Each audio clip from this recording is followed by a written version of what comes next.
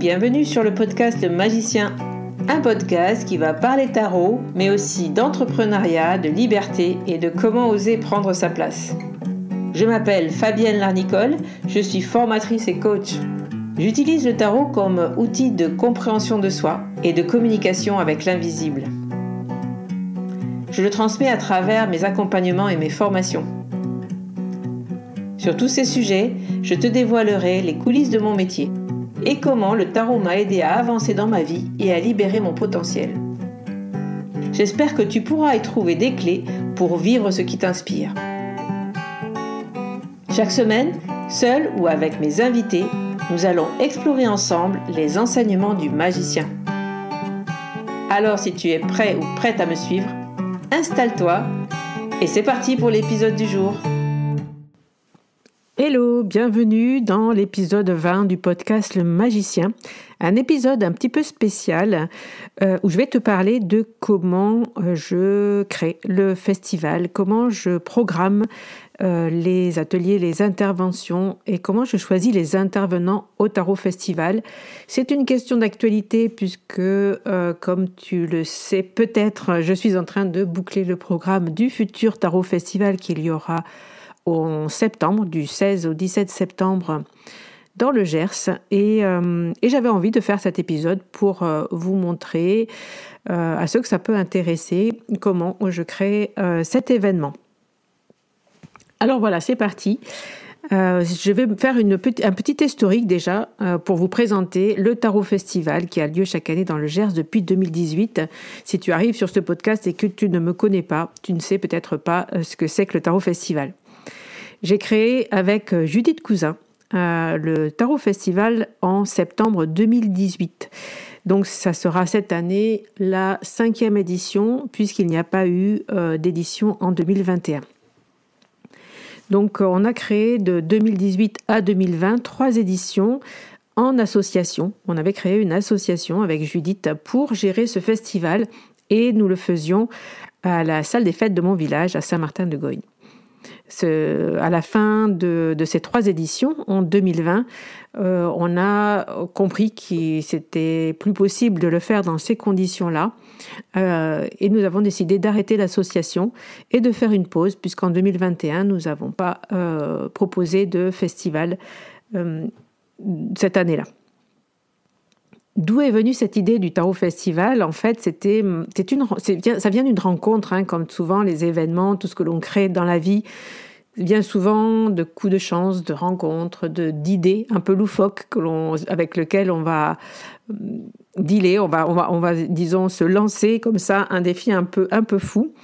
Et c'est ce qu'on a fait avec Judith lorsque nous avions envie qu'Emmanuel Iger vienne dans le Gers pour faire un stage, en fait, pour nous proposer une formation. Alors, si on retrace un petit peu le moment, en 2018, donc moi, je venais de me lancer en tant que tarologue. J'avais m'étais lancée à mon compte en professionnel à partir de janvier 2018. Et j'avais découvert Emmanuel et son livre, et j'avais vraiment envie de la rencontrer, en tout cas d'aller faire un stage à Paris. C'était vraiment dans mon objectif. Et puis, on l'a contactée sur Facebook. Judith l'a contactée en lui disant « Est-ce que vous ne viendriez pas dans le Gers ?» Et elle nous a répondu « Oui, je viendrai dans le Gers vous faire un stage sans problème si vous réunissez 6 personnes. » Donc déjà, Judith et moi, ça faisait 2. Moi, je me suis très vite dit qu'on aurait très vite 6 personnes, même si à l'époque, le tarot, surtout ce tarot Rider-Waite, il n'y a vraiment aucune formation, il faut le voir, à cette époque-là, il n'y avait aucune formation sur ce thème-là. Vraiment, Emmanuel a amené le Rider-Waite-Smith en France avec son livre, l'a fait connaître en tout cas de façon assez claire. Et moi, je me suis dit, c'est dommage qu'elle ne vienne que pour 6 personnes. On pourrait faire quelque chose autour de sa venue. Voilà, des rencontres. Et le mot festival m'est venu. Et puis, Emmanuel a vraiment adoré cette idée, nous a encouragés vraiment à le faire. C'est pour ça que je dis que ce festival est né aussi d'une rencontre. C'est notre rencontre avec Emmanuel. Et elle est devenue d'ailleurs la marraine du festival. Elle l'est toujours. Et elle est toujours là quand je crée des événements. Et vraiment, encore une fois, je la remercie de ce soutien qui est précieux. Et on en reparlera justement dans la dernière partie de cet épisode quand je vous présenterai ma manière de chercher et de choisir les intervenants. Donc Emmanuel Iger m'a dit, eh bien, je connais Isabelle Nadolny, je connais du monde et on viendra. On viendra, il n'y a pas d'événement sur ce sujet, il faut le faire, faisons-le. Voilà, donc c'est comme ça que c'était parti en 2018. Donc pause en 2021. L'année 2020 a été compliquée. C'était des années Covid qui étaient quand même très compliquées pour les événements en présentiel. Beaucoup de stress en 2020 avec du monde. Bref, je ne vais pas revenir là-dessus, mais en 2021, on fait une pause et on décide d'arrêter l'association. Et moi, je ne sais que faire de ce festival qui me tient beaucoup à cœur. C'est un peu mon bébé. C'est vraiment quelque chose que j'ai eu tellement envie de créer, que j'ai tellement kiffé programmer, même si c'est énormément de travail, c'est beaucoup de stress, c'est beaucoup d'heures. Je trouvais ça dommage, de le laisser tomber. Donc, je me suis dit en 2022, ok, je décide de reprendre la production en solo. Et je passe de micro-entrepreneur à entreprise individuelle pour cela. Donc vraiment un gros step qui arrive début d'année 2022 pour moi. Et je recrute 2 personnes pour m'aider. Jennifer, du coup, à la logistique et au graphisme. Et Camille pour la com et les partenariats. Donc ces 2 personnes, je les ai connues dans mes formations, dans mes programmes, donc j'avais entièrement confiance en elles, on s'entend très très bien, et elles sont toujours là d'ailleurs à mes côtés, et je les en remercie aussi. Je pense que toute seule, j'aurais pas créé l'événement que j'ai pu créer en 2022, tel qu'il a été présenté, tel qu'il vous a été présenté à ce moment-là. Donc ça, c'est pour la petite histoire. Que va-t-on faire en 2023 ? Du coup, je décide, après avoir partagé mon bilan d'ailleurs sur ce podcast, c'est l'épisode 2 du podcast Le Magicien, si ça t'intéresse d'aller vous faire jeter un coup d'œil à ce bilan. Après avoir partagé mon bilan, du coup, où je raconte que cet événement tel que je l'ai conçu n'a pas tout à fait été rentable, mais un événement en présentiel, encore une fois, c'est très compliqué de l'amener à un seuil de rentabilité intéressant, vraiment, mais l'idée, c'est de au moins rentrer dans ses frais. Et d'amener autre chose. Si c'est pas une rentabilité, ça devait m'apporter quelque chose d'autre de toute façon, sinon ça ne valait pas le coup que je fasse tout ça. Donc me suis posé des questions avec Jennifer, on a aussi un peu brainstormé, où on s'est dit peut-être que ça serait mieux de le faire tous les 2 ans. Donc on était plutôt partis sur cette idée-là. Et puis, je ne sais pas pourquoi, je décide de repartir sur la 5e édition en 2023. Ah oui, et de ne pas justement laisser passer une année. Tout simplement parce que le travail qu'a fourni Camille sur la com et les partenariats commençait à porter ses fruits et que c'était dommage de le laisser retomber la mayonnaise, j'allais dire, une année complète avant d'aller vraiment mettre en œuvre justement ce qui avait commencé à porter ses fruits et c'était beaucoup de travail de sa part.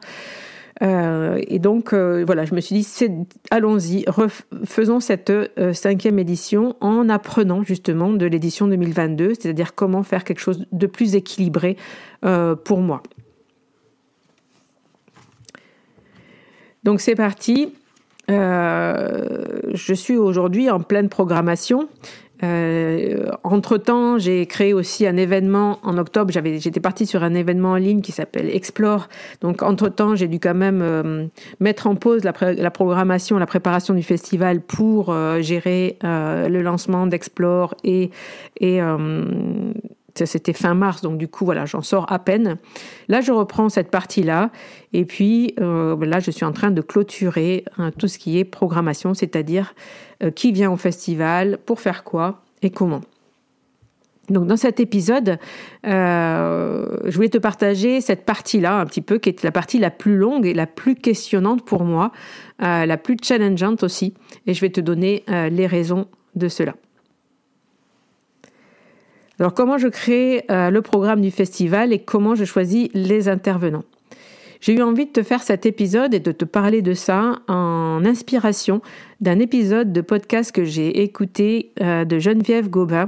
Son podcast s'appelle Effronté et son épisode, c'est l'épisode 17 de son podcast Effronté que je peux te conseiller aussi d'écouter si tu veux comprendre ce que je ressens. Elle a expliqué exactement, elle a mis des mots exactement sur ce que je vivais. Je l'ai remerciée pour cela d'ailleurs.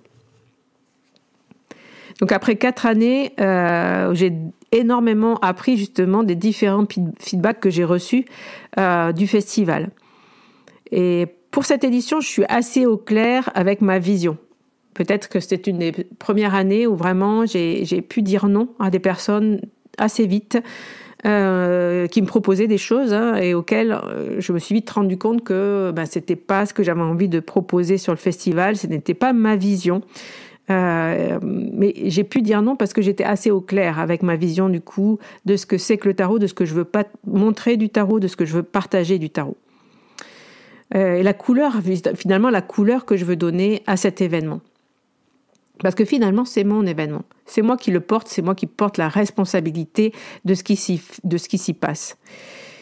La difficulté, c'est que le festival, depuis ses 5 ans, il a acquis à lui seul une certaine autonomie, c'est-à-dire que les gens aussi, finalement, se l'approprient.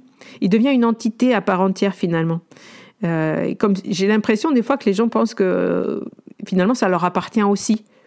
Parce qu'ils sont intervenants, parce qu'ils sont bénévoles, parce qu'ils font partie de l'équipe, etc., etc.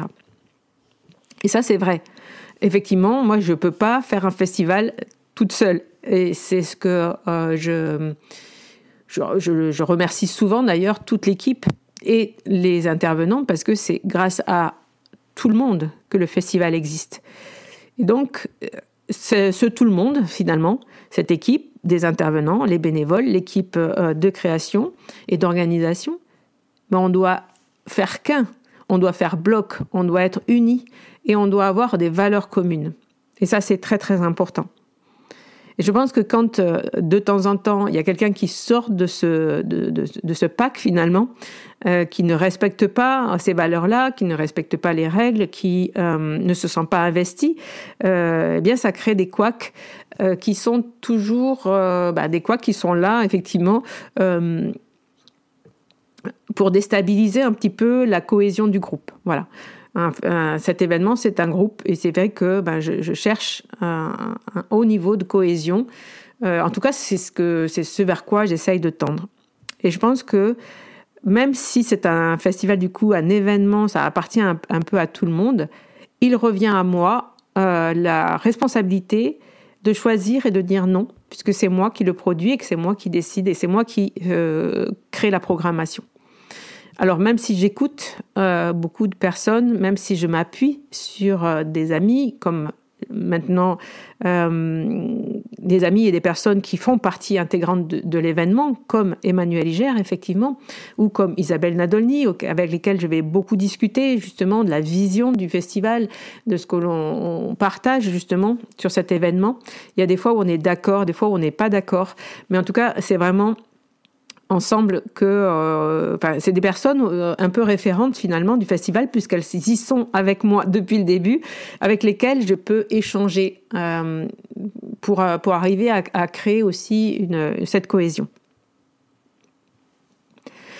Par contre, effectivement, très vite aussi, chacun peut avoir son mot à dire, commenter mes décisions, et surtout quand je dis non.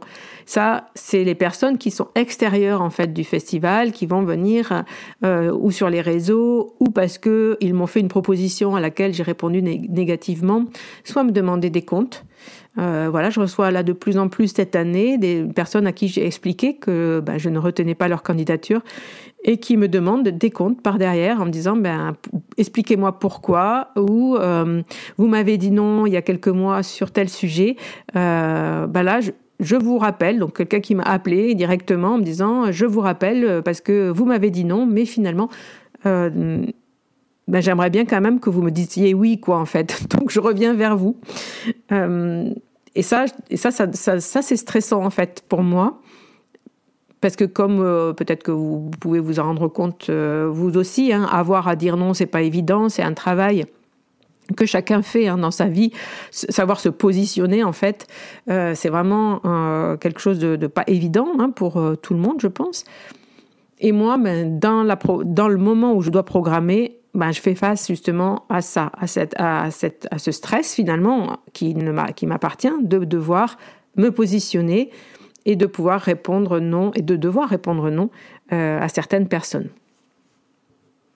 Alors, je vais vous expliquer comment je fais justement pour me positionner, qu'est-ce qui a avancé dans cette édition pour moi, après avoir fait 4 ans de festival, comment je vois les choses. Alors, mes critères aujourd'hui, pour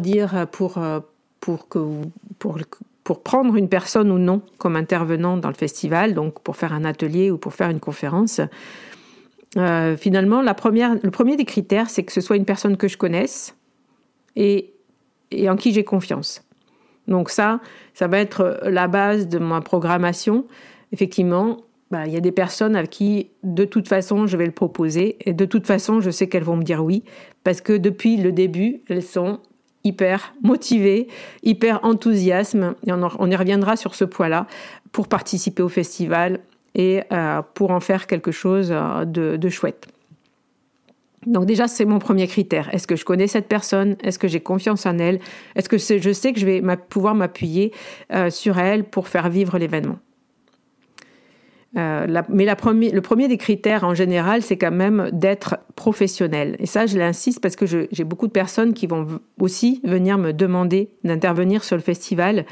Et quand je regarde effectivement ce qu'elles font, c'est des fois des personnes qui ne sont pas pros en fait, c'est-à-dire qui sont amateurs dans le monde du tarot. Et ça, c'est juste impossible pour moi et pour tous les événements d'ailleurs que je propose, notamment pour Explore. Toutes les personnes que je fais intervenir sont des personnes qui ont une entreprise, c'est-à-dire qui sont au minimum micro-entrepreneurs et qui sont professionnels dans le monde du tarot ou dans leur monde à eux, mais en tout cas qui sont pros depuis un petit moment, qui ont évalué déjà les conférences, les ateliers, qui savent qui savent travailler, qui ont déjà proposé des choses dans ce domaine-là, qui vont donc se comporter comme des pros et pas comme des amateurs, et puis surtout qui vont pouvoir me faire une facture pour que je règle leur intervention. Voilà, ça c'est important parce que moi j'ai une entreprise et je ne peux pas sortir des sous de mon entreprise sans avoir une facture de l'autre côté. Voilà.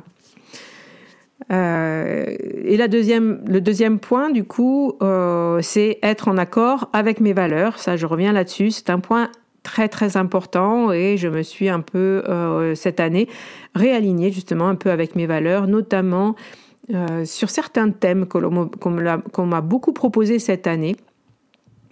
Et au bout de 2-3 ateliers qu'on m'a proposé sur ce thème-là, je me suis dit non, en fait finalement non, c'est pas la place du festival et j'ai pas envie de proposer ça sur le festival, même si je respecte les gens qui font ça. C'est pas la couleur et c'est pas ce que je veux proposer parce que avec mon expérience, je sais que c'est des ateliers ou qui peuvent poser problème. Et notamment, c'est sur le thème, je vais vous le dire, il n'y a pas de secret, sur le thème du tarot psychologique en termes d'aller creuser justement des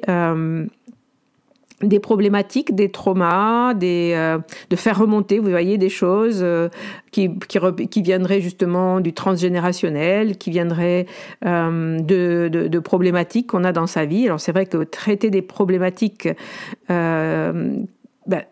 avec le tarot, c'est hyper puissant. Le tarot est un outil hyper puissant pour ça. Je l'ai expérimenté en consultation. Ceux qui touchent le tarot le comprennent vite. C'est pas pour rien qu'il y a beaucoup de coachs et de psychologues et de thérapeutes qui se forment à la pratique du tarot parce que c'est une pratique hyper puissante, qui a vraiment un vrai atout pour ces professions-là. Et ça, j'en suis persuadée.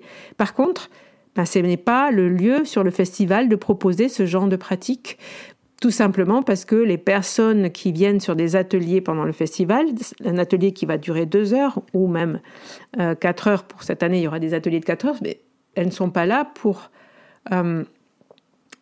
si, elles pourraient être là pour travailler sur elles, et d'ailleurs il y en a certains ateliers que j'ai déjà proposés dans ce thème-là, et ça a marché.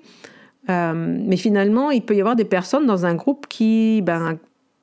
surtout quand on va travailler d'aller chercher, creuser dans la psychologie, dans la psyché, dans ce qui est caché, dans ce qui peut remonter. Il peut y avoir des choses qui remontent justement, puisque c'est puissant. Et on peut être déstabilisé, ou on peut se sentir pas très très bien.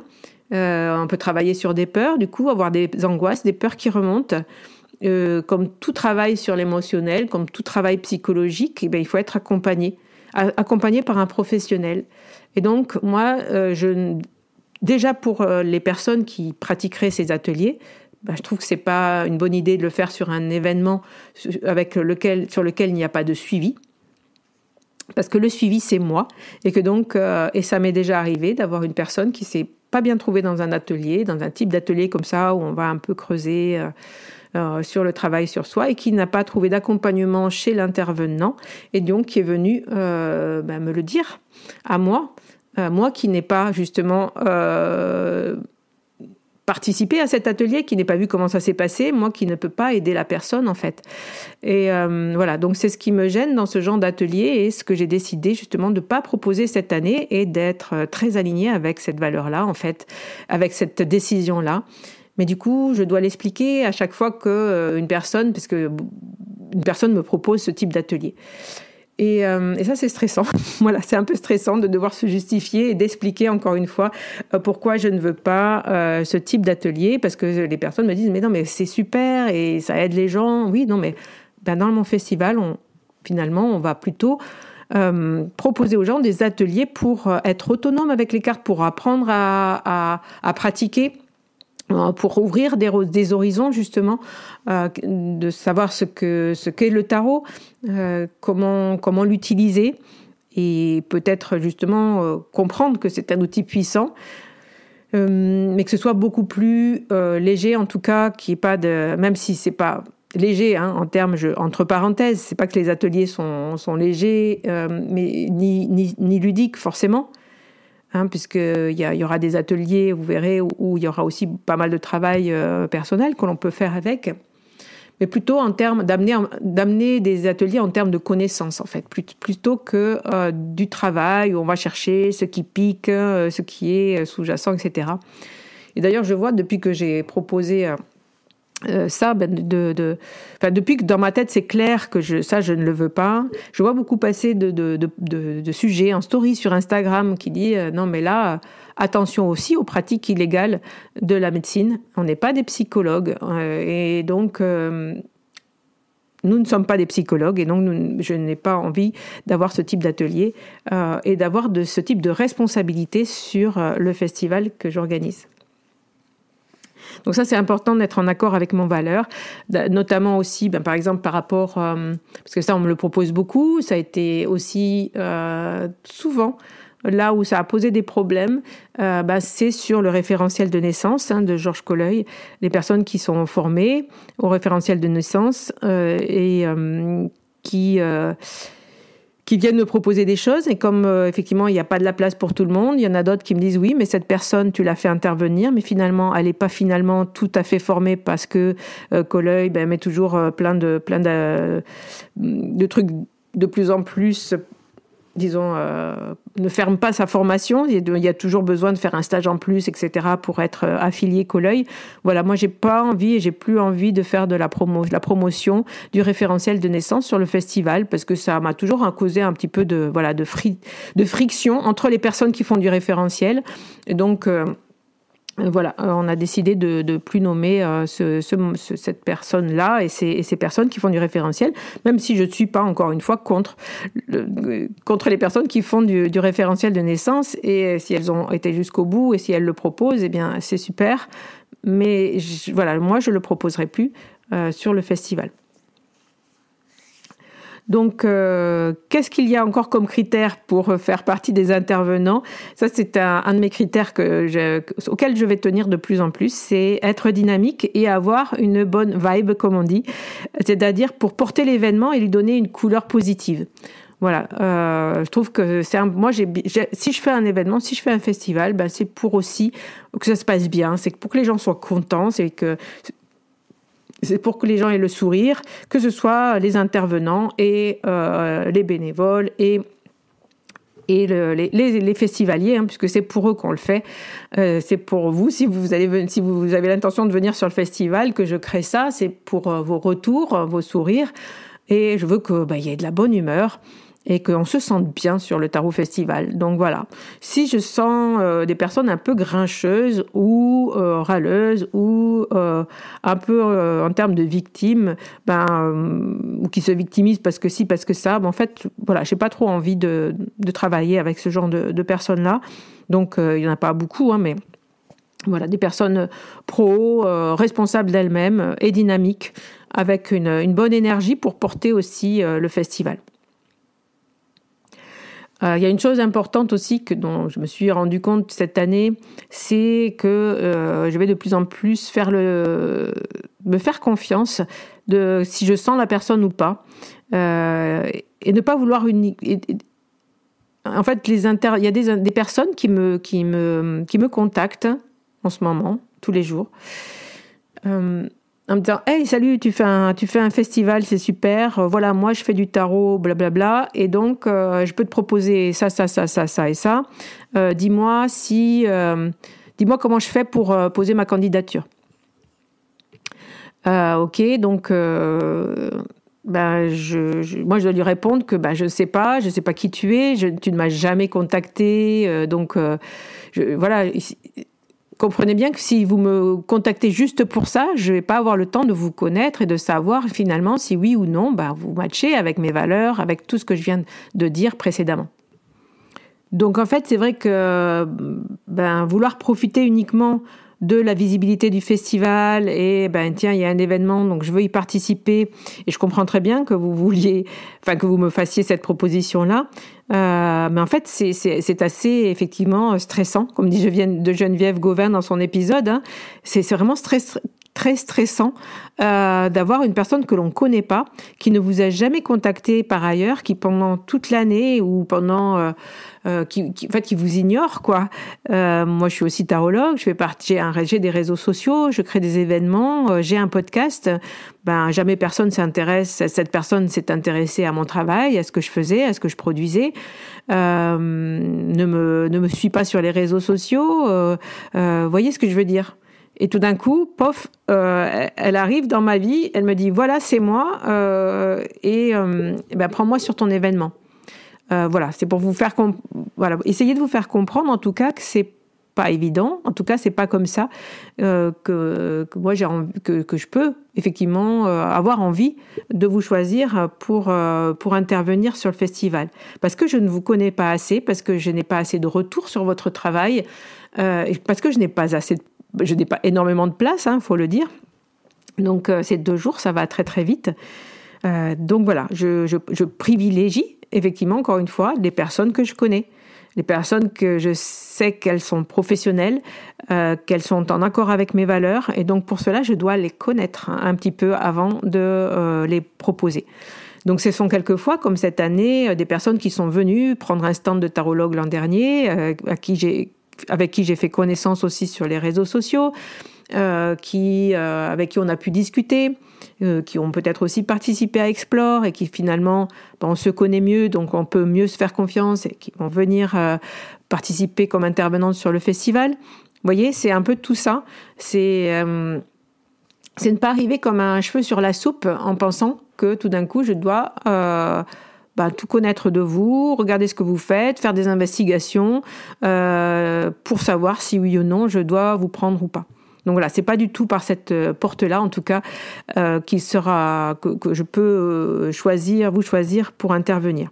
Même des personnes connues, hein, qui m'ignorent tout simplement, qui ne viennent pas communiquer avec moi, qui s'intéressent pas à ce que je fais, mais qui attendent que je vienne les chercher justement peut-être pour faire partie de l'équipe. Donc voilà, mon dernier critère, ça serait de vouloir faire partie et s'intégrer à l'équipe. C'est vrai que ne pas attendre que tout arrive tout cuit, ne pas attendre que j'organise tout. Vous voyez, des personnes qui, je sais, vont prendre en charge aussi un petit peu la communication, qui vont parler du festival, qui vont ouvrir un petit peu le festival à d'autres pratiques. Voilà, je dois gérer aussi cette image qu'a le festival, qui est quand même, je le rappelle, le seul événement sur ce thème-là du tarot. Je le répète, c'est uniquement le tarot en francophonie. Hein. Donc ça veut dire que il y a des festivaliers qui arrivent quand même de Suisse, de Belgique, l'an dernier, du Québec. Et franchement, je remercie tous ces gens-là de venir de si loin.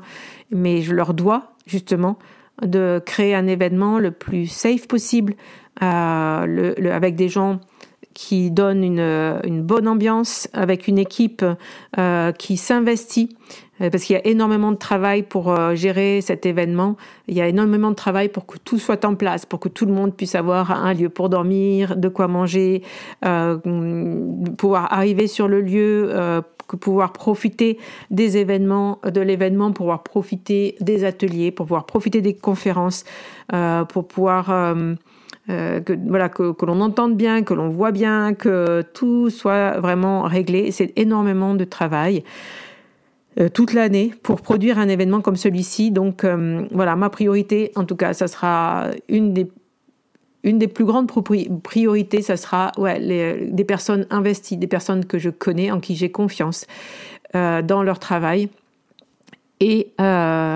qui sont investis dans le fait de faire de cet événement un super événement. Voilà. Donc j'avais envie de partager ça aujourd'hui. J'espère que ça vous a plu. C'est un épisode un petit peu plus long que d'habitude. Je reviendrai dans 15 jours avec un épisode de pré-lancement, parce que normalement tout sera prêt pour le lancement des ventes, des ateliers, des stages. Je vous expliquerai tout ça dans un prochain épisode. Donc restez connectés, comme on dit, sur les réseaux, sur le podcast, ou inscrivez-vous à la newsletter que je mettrai en barre de cet épisode. En tout cas, je vous remercie de m'avoir écouté, si vous êtes arrivé jusque-là. Et puis, on se dit à très très bientôt. Et puis, je remercie effectivement encore une fois la marraine du festival, Emmanuelle Iger, que vous retrouverez la semaine prochaine dans une nouvelle chronique. Voilà, je vous dis une bonne semaine et je vous dis à très très bientôt. Bye bye. Voilà la fin de cet épisode. Merci de l'avoir écouté. N'oublie pas de t'abonner pour ne pas manquer les prochains. Soutiens le magicien en laissant un avis ou un commentaire sur ta plateforme préférée, Spotify ou Apple Podcast. De mon côté, il me reste à te souhaiter une excellente suite de l'aventure. Où que tu sois, on se retrouve très vite pour un prochain épisode.